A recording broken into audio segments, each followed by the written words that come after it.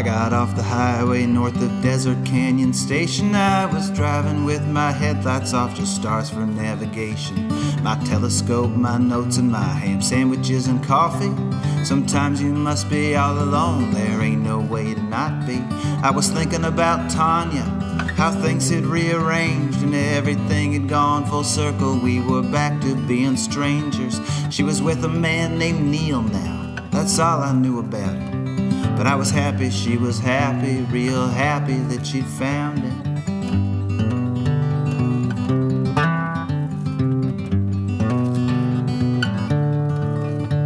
It was just after 11 when I pulled off at the lookout. The parking lot was empty, though the air still smelled like cookouts. And yes, I admit I toked one. That doesn't change what happened anyway. You're not my parents, and it really helps my mapping of the System 611, a Magellanic cluster I'd been watching for a while. I got my telescope adjusted, and I turned it on an unassuming patch of dusty sky that was really 50 million stars, a billion light years wide.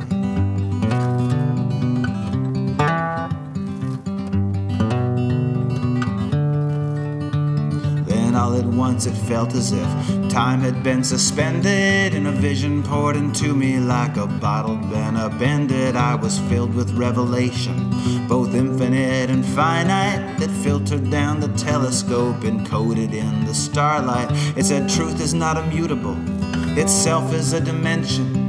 Truth can be both weighted down and warped in strange directions. Truth has a shape that alters, each according to observer.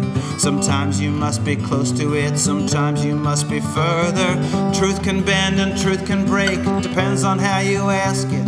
It frays or it may blaze out at some Paul bound for Damascus, and it sometimes gets mistook for God, sometimes for his servant.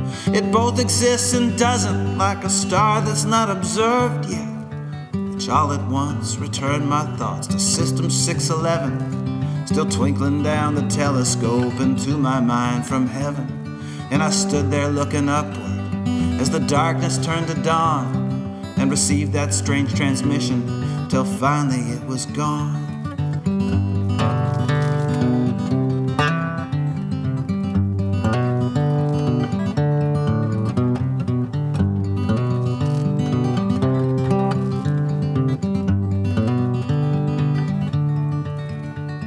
I knew beyond a shadow my discovery was real, but the person that I longed to tell was sound asleep with Neil in some parallel dimension.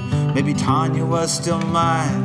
In this one she loved someone else, that left me to search the sky. So I went ahead and wrote this to alert you to my findings. I call it truth is a dimension, both invisible and blinding. You can give me the awards now, you can knight me or whatever.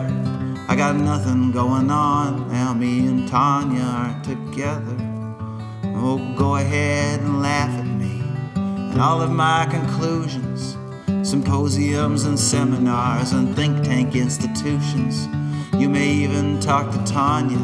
Let me ask you if you do, please tell her I still love her. That will always be the truth.